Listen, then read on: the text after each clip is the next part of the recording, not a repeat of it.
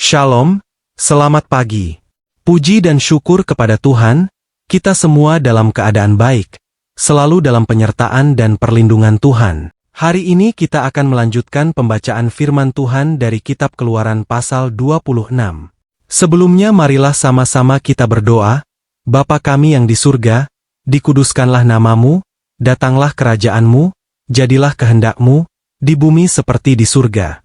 Sebentar lagi kami akan melanjutkan pembacaan firman-Mu, biarlah Engkau saja yang pimpin. Amin. Keluaran 26, mengenai kemah suci.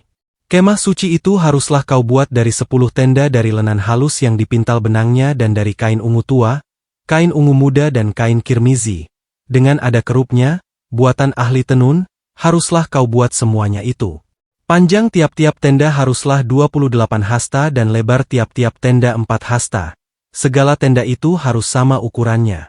5 dari tenda itu haruslah dirangkap menjadi satu, dan yang 5 lagi juga harus dirangkap menjadi satu.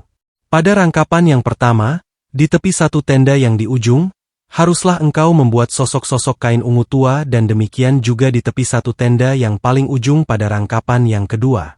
50 sosok harus kau buat pada tenda yang satu dan 50 sosok pada tenda yang di ujung pada rangkapan yang kedua, sehingga sosok-sosok itu tepat berhadapan satu sama lain. Dan haruslah engkau membuat 50 kaitan emas dan menyambung tenda-tenda kemah suci yang satu dengan yang lain dengan memakai kaitan itu, sehingga menjadi satu. Juga haruslah engkau membuat tenda-tenda dari bulu kambing menjadi atap kemah yang menudungi kemah suci. 11 tenda harus kau buat. Panjang tiap-tiap tenda harus 30 hasta dan lebar tiap-tiap tenda 4 hasta. Yang 11 tenda itu harus sama ukurannya. 5 dari tenda itu haruslah kau sambung dengan tersendiri, dan 6 dari tenda itu dengan tersendiri, dan tenda yang ke-6 haruslah kau lipat 2, di sebelah depan kemah itu. Haruslah engkau membuat 50 sosok pada rangkapan yang pertama di tepi satu tenda yang di ujung dan 50 sosok di tepi satu tenda pada rangkapan yang kedua. Haruslah engkau membuat 50 kaitan tembaga dan memasukkan kaitan itu ke dalam sosok-sosok dan menyambung tenda-tenda kemah itu, supaya menjadi satu. Mengenai bagian yang berjuntai itu, yang berlebih pada tenda kemah itu, haruslah setengah dari tenda yang berlebih itu berjuntai di sebelah belakang kemah suci. Sehasta di sebelah sini dan sehasta di sebelah sana pada bagian yang berlebih pada panjang tenda-tenda kemah itu, haruslah berjuntai pada sisi-sisi kemah suci, di sebelah sini dan di sebelah sana untuk menudunginya.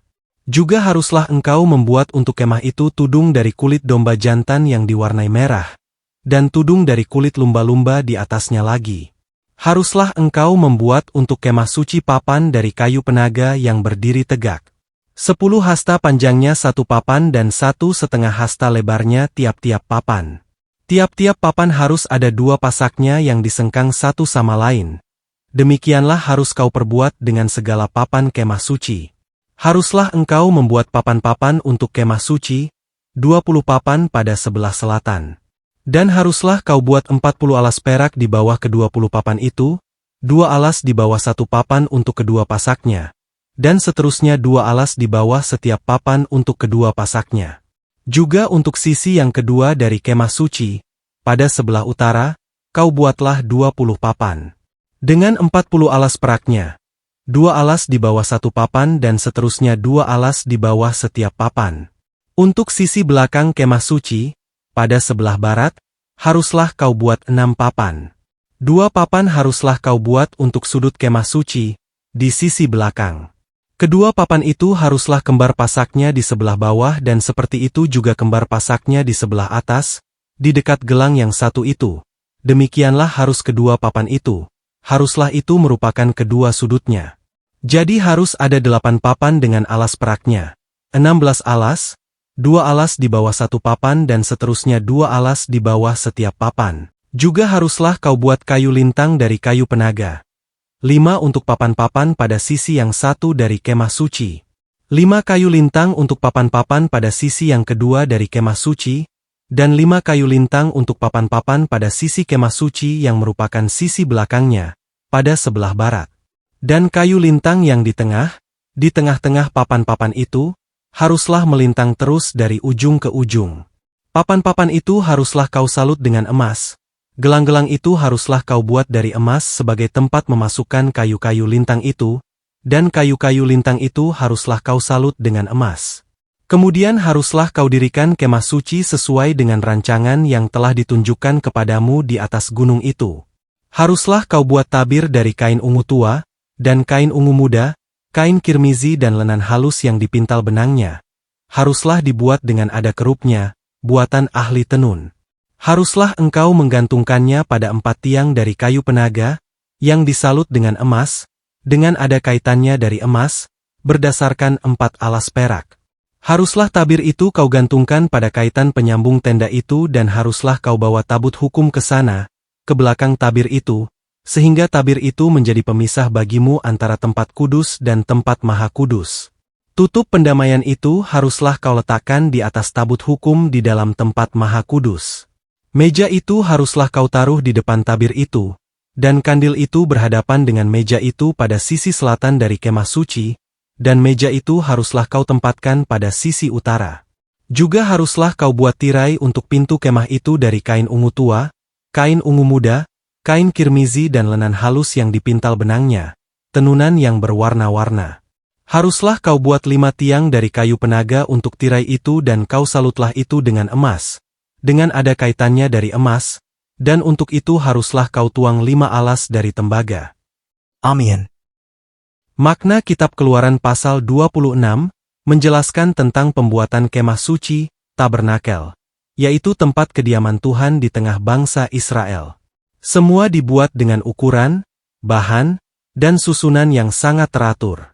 Berikut beberapa maknanya. 1. Tuhan ingin tinggal di tengah umatnya.